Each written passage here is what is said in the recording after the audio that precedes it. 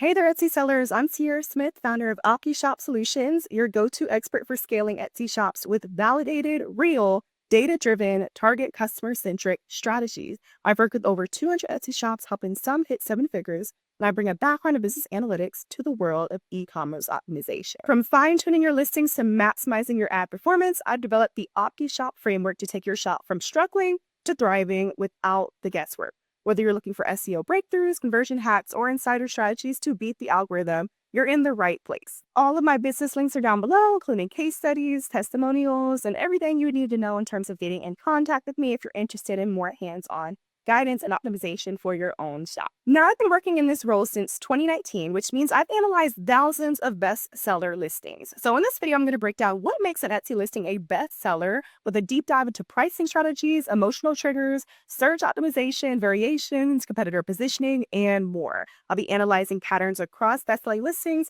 that'll help you to identify key factors that drive sales. Now, first things first, we have pricing strategies. Best-selling Etsy shops are very strategic with pricing. They set prices to appear attractive while maximizing value.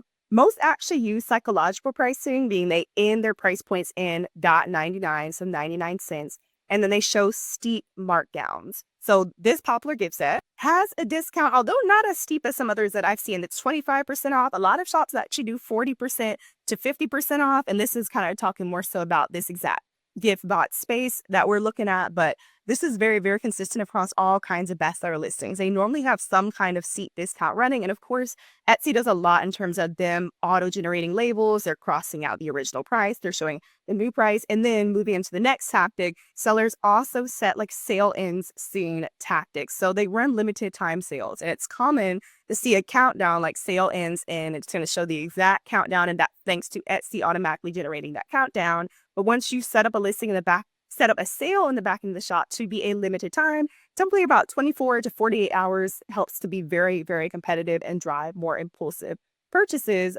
Etsy puts this label on the listings and that leads to more immediate sales. Now, for sellers who are not familiar with this tactic, you do it pretty seamlessly in the back end of your shop. In the shop manager, you click into the marketing panel on this left-hand side, and then you'll have sales and discounts that show up. And you just want to click on run a sale right here. It's this right box, and then you can set a sale of any percentage. So let's say you did 40% off, valid everywhere, and then you set the sale duration. And this is when Etsy's going to auto-generate that countdown label or whatever. Sale ends at X amount of days. So we would want to set it to the current date, and then you want to set it to the next day. And that's pretty much what you want to do. You set up about, I would say, like 15 sales each month. So you would have this consistent countdown timer showing up in your listings. And you'll see that once you have it set to this date, it makes you have to set up the next sale to start on the 8th, which is the day after the day that this sale ends. So that's pretty much how you would set it up. It's pretty seamless. It's applied to all of your listings. And it would be applied to your future listings as well if you were to go into the next step.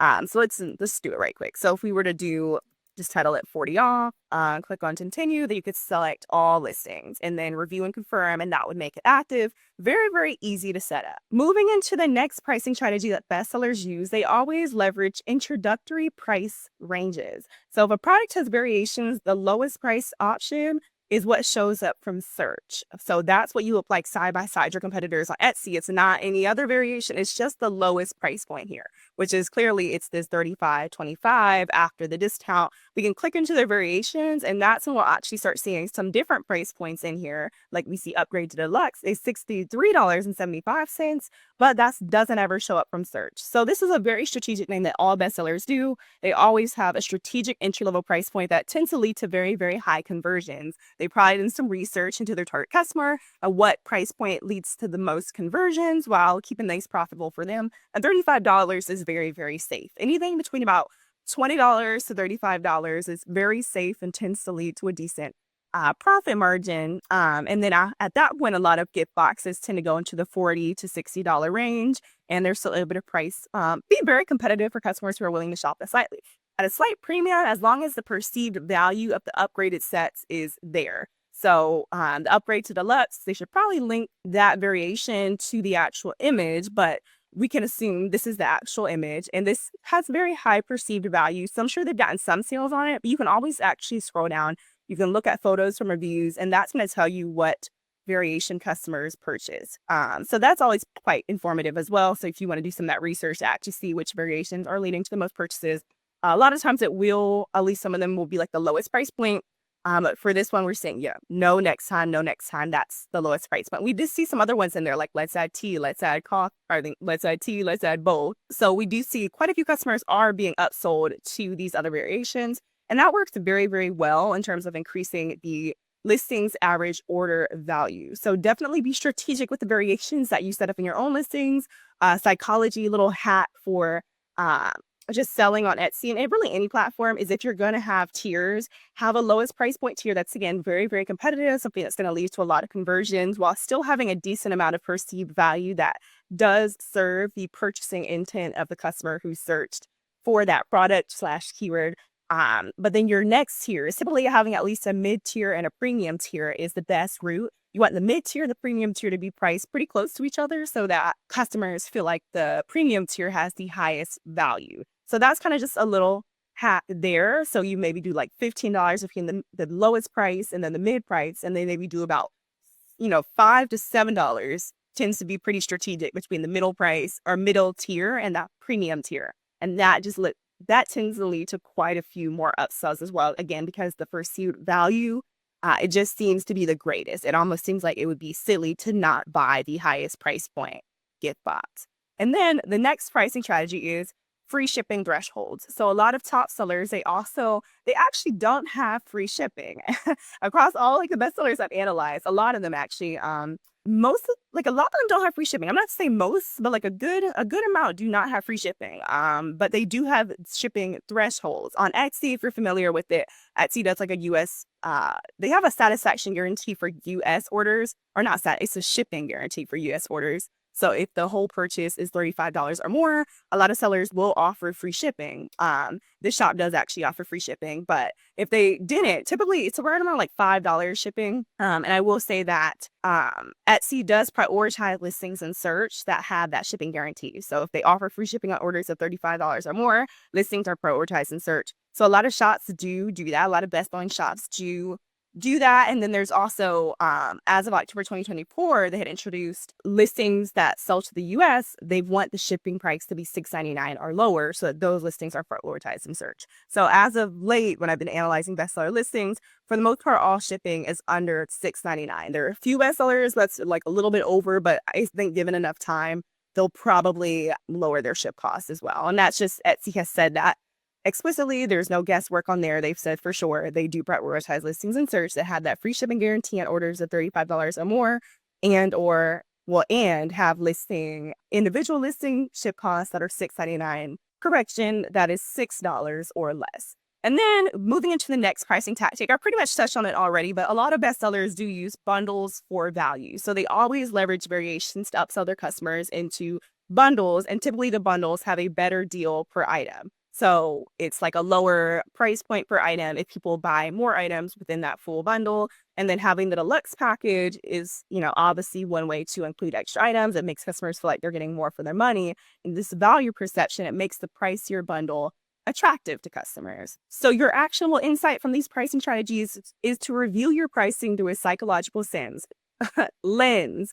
Consider ending prices in 99 cents or $95 for a friendlier feel, unless you are going after a very premium audience, like going after people with an average order value of $100 more. At that point, it makes more sense to end, just based on the psychological tactics, it makes more sense to end it in 0-0. But for the most part, ending in 99 cents or 99 or 95 cents makes for a slightly friendlier feel for lower price point items, and it makes your item look slightly more competitive in search. And then if possible, showcase any markdowns or percentage offs with the countdown timer. So definitely leverage those sales that are scarcity based. And then offer tier pricing or bundles, so there's a tempting option at a lower price and opportunities for shoppers to spend more for added value. Number 2, best-selling listings don't just sell a product, they sell a feeling. A language and context taps into customers' emotions and motivations. So they're always relying on emotional triggers and messaging. So starting the first point would be that typically their products are occasion and recipient focused. So titles and descriptions call it the specific occasion or relationship the product is geared for. Many of the best-selling listings I've seen, they use phrases like gifts for best friend, birthday gift for her, or bridesmaid proposal box right in the title. So by doing so, they immediately resonate with shoppers looking for something thoughtful for a loved one. So a buyer searching for a birthday present sees gift for best friend and feels this is perfect for my friend. Items are often centered around the feeling that customers are trying to get. So kind of just think about that. I will say that there's a lot more that could be said in terms of SEO. I would say to be strategic with how you are optimizing and prioritizing longer tail, more specific keywords that also include these short tail, more broad keywords like gift for best friend. But it can be really, really helpful to have that in there so that you make sure that given your product is created and it would serve that purchasing intent very well, you do want to try to include that keyword within the title. And again, items, they're centered often around a feeling. So this product, I like it a lot. I don't like a lot of these products I've seen. I like how they position their products, but this one we see that they started the title with relaxation, stress relief, aromatherapy gift box, and they go on to self-care, spa, thinking of you gift. They're targeting all these different things that they want their customer to feel. They know their customers want to gift relaxation, they want to give stress relief, and or they might even want to gift those things to themselves. And then they want to let people know what they are thinking of them. They say cheer up, they say self-care. This is all the feelings that they're trying to get. They're trying to gift cheer. A lot of actual like care packages and gift boxes will be optimized for hug in a box. So they want to send a hug in a box. They want to send, a lot of them be optimized for like sending sunshine. So they want to send sunshine. So a lot of them are centered around a feeling. So I would try to at least incorporate like one of those feelings within your listing SEO. So the title and the tags, and to maybe even position the product and present it to align with that target customer. So on this listing cover photo, they very much, so I think they've created this box very well to align with people who are looking for relaxation, stress relief, aromatherapy, but they could probably go a slight step forward, a slight step further and add text onto the cover photo that also mentions the emotion that they are trying to give. And I know for a fact that this does work because I've done this for other shops. If you say something like maybe hug in a box, or in this case they have like, oh, well, there's so many different paths that they could take, but they could try to really position the box in a way that would really align with this customer. Cozy hug in a box and be vegan and then hug in a box, whatever. Just kind of get a feel for customers. They want to gift a feeling. So try to create listings and or products that are geared around the feelings that customers are trying to gift. Bestsellers often emphasize sentimentality and personalization as well. They actually normally have multiple forms of personalization that all create an emotional bond. So, for example, birth month flower themes and adding the recipient's name to an item makes it feel unique and meaningful. And those are two forms of personalization: birth flower and name. And this actually works really, really well. Some also offer handwritten or printed gift messages. And then they might even offer like gift wrapping, but like that's kind of another thing. But definitely, if you're really trying to create a market leading listing, it would make a lot of sense to try to brainstorm on how to offer multiple forms of personalization very, very aesthetically. These items, they tug at heartstrings and make the gift more than just a product. Keep in mind, that's why a lot of people come to Etsy. They're looking for unique gifts that they cannot find anywhere else. And personalization typically does that. The next point would be descriptive storytelling copy. In descriptions and in their listing images, bestsellers use warm, vivid language to paint a picture of how the product, again, will make the recipient feel. Instead of just listing features, they really go into a lot of depth. They might say, surprise your mom with a cozy spa night. This box delivers relaxation and love in every detail, or emphasize nostalgia and comfort. And one example, the seller described an add-on chocolate as a handmade with awesome ingredients. So yummy, it will definitely pamper the recipient. So such phrasing, it goes beyond facts to convey an experience, appealing to emotion, as in, who wouldn't feel good imagining a pampered, happy recipient? Diving a bit deeper into this exact listing description, we see they mention beautifully handmade, 100% natural spa gift, and then they say beautifully handcrafted, deep relaxation and pampering. And then they say, send this ready to give lavender gift basket today. They say that's suitable for all occasions. So they do a lot here to kind of position this product. And they say that it is ready to give, as in you could send this listing and this product directly to your gift recipient. And that does matter quite a bit to some customers at Etsy because they might not even be local to their gift recipient. And then they try to appeal a bit more personableness. They say lavender lovers gather here, the most divine scent spa set in the States. Again, send this ready to give lavender gift basket today. So they're very, very strategic with their value propositions, and they clearly know what their target customers care about. The next tactic that falls under emotional triggers and messaging is humor and playfulness when appropriate. So quite a few niches that use humor to forge a connection and to aid in relatability, like, to feel more relatable to their customers. So a lot of people, they're looking for items again that they cannot find anywhere else. So humor and playfulness tends to do that trick. So whether that's, puns, whether that's more like adult humor, whether that's also sentimental, like and humorous, the general trend is the same here. Just know your audience. So a lighthearted gag gift can use cheeky wording to make shoppers laugh. Whereas, a more sentimental gift would use touching language, but you can still merge some humor in there. And I see this consistent again across a lot of different spaces, but especially gifting. Oftentimes, you'll see that products that incorporate a little bit of relatable humor will perform best. And you'll see this a lot actually within like the candle gifting space.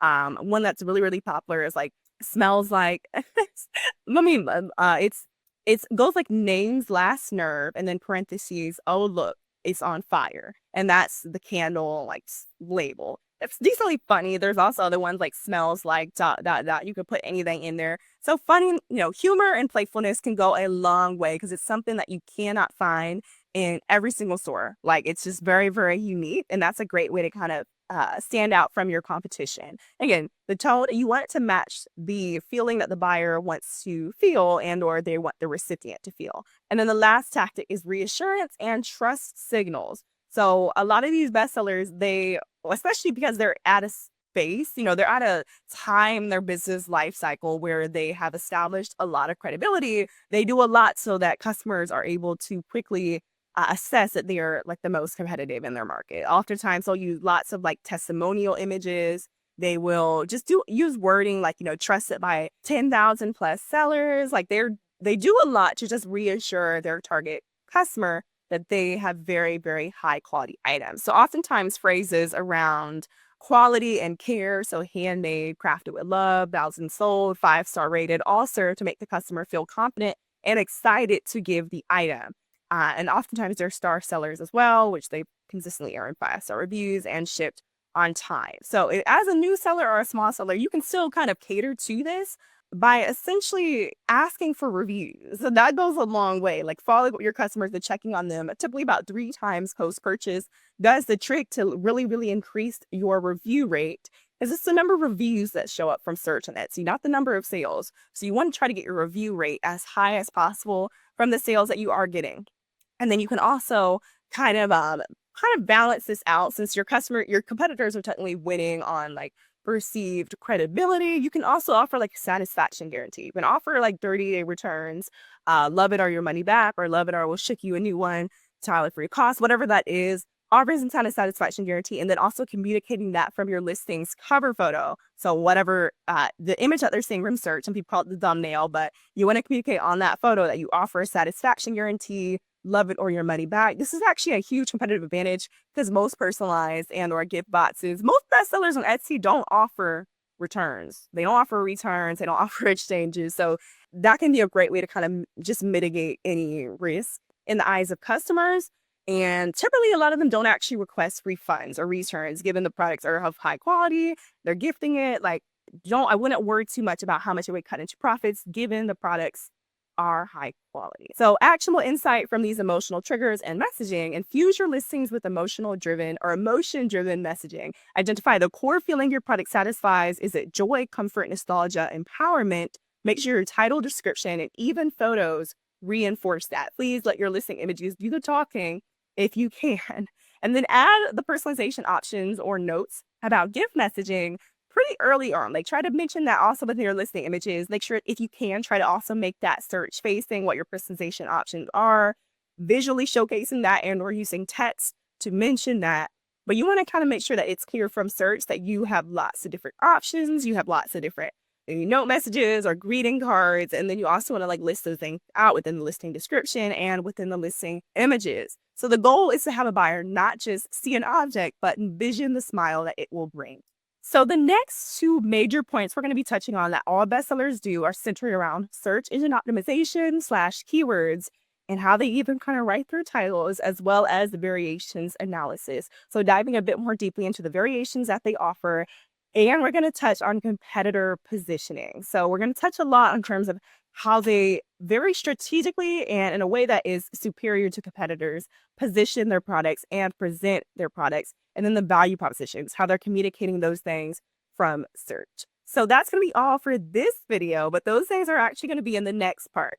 That'll be the next video that is posted on this channel within the next week. So definitely subscribe and hit the notification bell to be notified of that video and any other future videos, and just kind of keep up if you're looking for deep dive case studies and really looking to learn how to transform your Etsy shop and your life with Etsy. Definitely subscribe and feel free to comment down below as well. Let me know what other videos you'd like to see or whatever hacks you've also done that you feel like have genuinely transformed your own Etsy shop and you would maybe even like to see featured on the channel. But if you're serious about growing your Etsy shop, I've got something that you don't want to miss. First, grab my free checklist, 10 expert tips to optimize your Etsy shop for maximum visibility and sales. These are the exact strategies I use to help Etsy sellers break through slow sales and rank higher in search. That is linked down below. And then there's also my 7-figure Etsy success starter kit that's also linked below. It's a fully loaded toolkit to take your shop to the next level. It's a complete done-for-you resource designed to save you time and help you implement the right strategies from day one to become a market leader in your space and to reach 7 figures. There's a 30-day money-back guarantee. If you don't love it, you'll get your money back. I put a lot of work and research into that, into the Etsy Excellence Guide that's enclosed within it. It also includes roadmaps. It touches on Etsy SEO, pricing strategies, competitor analysis, product optimization, advanced selling techniques. It includes Canva templates for your listing images, and it includes a free video course, and it includes custom Etsy roadmaps for your shop creation, optimization, and long-term scaling. And if you're looking for more hands-on support, my team and I, we do offer, implementation work. We'll do all the strategies for you. We will do the analyses for you. We will dive deep into your market's data for you. We're going to find you the market gaps, see underserved opportunities, the target customers you should be targeting. And we're happy to, hop on a call and discuss your vision for the shop and any current challenges or current situation, and to craft a roadmap that's going to help you get from where you are now to where you would like to be. So I do work with the founder of Shop 2 on Etsy. He has 700K plus in sales and pod sales. So he's done this with print on demand. That's Khaled. And I also work with Nikki Rosario. She is the optimization specialist behind Creative Party Design, a shop that has made 55K plus sales on Etsy. So we are happy to, again, hop on a call, learn more about your vision, and to generally transform your shop from wherever it is right now. And for people who are looking for more DIY support where they want to learn how to do these things themselves, my Etsy transformation course is on a pre-sale for a limited time and for a very small cohort of students who will receive priority support and get an extreme discount on the final price if you are interested. And that course is going to be very, very personalized, very hands-on. It's going to walk through exactly how to create products that are 100% going to sell, how to create listings that are 100% going to convert, and not 100%. That's not a reasonable conversion rate, but that are crafted to convert every single time, and to how to create listing setups that actually lead to a higher average order value and a higher customer lifetime value. So you're making more from each customer that comes to your shop, and touching on strategies to scale your business as a whole so that you can actually leave probably your full-time job right now. That's probably part of the vision for starting an Etsy shop. So yeah, definitely check out all those links down below. Really, really happy to have you along this journey with me on YouTube. But don't forget to get started by just subscribing. And I will see you guys in part